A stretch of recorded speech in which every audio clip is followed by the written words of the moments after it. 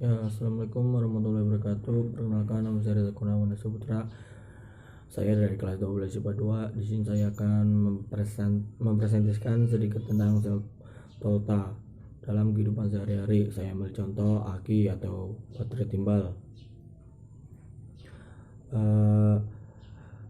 Aki diperkenalkan sebagai lead acid baterai yang ditemukan pada tahun 1800 oleh Alessandro Volta yang di Como, Italia tahun 1745 dengan susunan elemen pertama yang dibuatnya yang disebut sebagai voltage pile. Berikutnya pada tahun 1859 Ramon Gaston, ahli fisika Prancis yang berkembang di Ostes pada 1834 menemukan timbal asam baterai yang dapat dicharger sebagai yang secara berulang-ulang. Pada tahun 1880 elemen Fast mengembangkan proses pelapisan plat timah dengan pasta dari serbuk timah dan asam sulfat.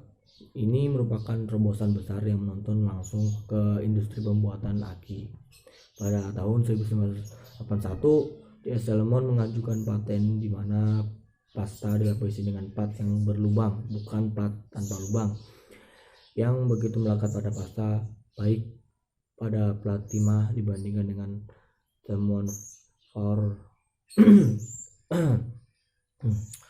Selanjutnya, aki ini sudah ada dan berkembang sejak sudah dipakai itu dari 1915.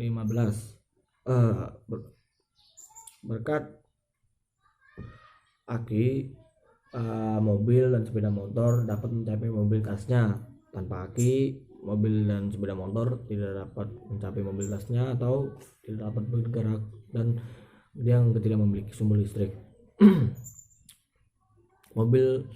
Saat ini mobil dan sepeda motor itu menjadi transportasi yang terpenting. Aki ini dapat bertahan dalam kondisi ekstrim atau temperatur yang bervariasi, shock mekanik akibat jalan yang rusak dan lain-lain, dan dapat digunakan secara kontinu beberapa tahun. Aki ini terbagi dua jenis, yaitu aki kering dan aki basah.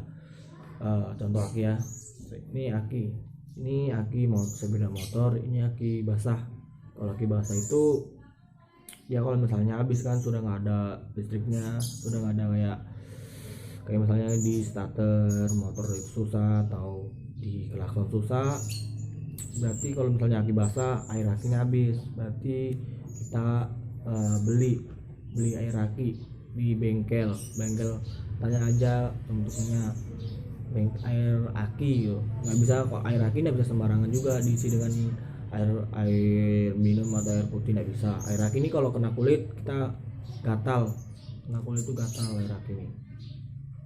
Terus yang aki basah itu kalau misalnya habis dia dengan jarak dicas, bawa ke bengkel, cas aki gitu bilang tuh. Kalau misalnya aki basah, aki kering, ada jenis. Aki ini banyak berguna juga untuk sepeda motor dan mobil.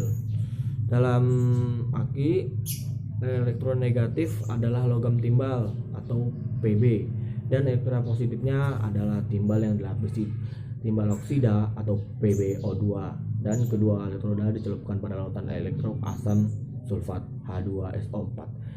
Reaksi elektronnya ada sebagai berikut. Bisa dilihat ya di sebelah sini, bisa lihat sini. Di sini kita bisa lihat ya, di sini anoda dan katoda minus, di sini plus. Dalam aki ini terdapat lautan elektrolit dan anoda dan juga katoda. Kondisi saat aki digunakan. Saat aki menghasilkan listrik, anoda Pb dan katoda PbO2 bereaksi dengan SO P2- menghasilkan PbSO4. PbSO4 yang dihasilkan dapat menutupi permukaan lempeng, anoda dan katoda. Jika telah terlapisi seluruhnya, maka lempeng anoda dan katoda maka lempeng anoda dan katoda tidak berfungsi. Akibatnya aki berhenti menghasilkan listrik. Saat aki menghasilkan listrik, dibutuhkan ion H+ dan ion SO42- yang aktif bereaksi. Oleh karena reaksi elektrokimia pada aki merupakan reaksi kesetimbangan atau reversible, maka dengan memberikan listrik dari luar atau mengatas, keadaan dua elektroda atau anoda dan katoda yang terlapisi dapat kembali seperti semula. Demikian pula ion akan terbentuk lagi sehingga konsentrasi larutan elektrolit naik kembali seperti semula. Nah, seperti di sebelah sini. Ya. Selama proses penggunaan maupun pengecasan aki terjadi reaksi sampingan, yaitu elektrolisis air, dan tentu saja ada air yang menguap. Dengan demikian pentingnya juga menambah air.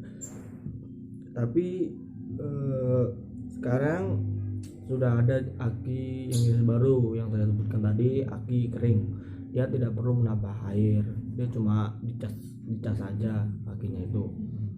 Nah,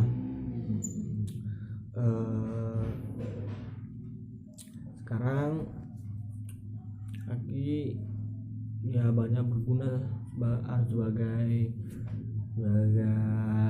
penyumbang listrik untuk sepeda motor maupun mobil. Ya, cuma itu yang bisa saya sampaikan. Kurang lebihnya saya mohon maaf.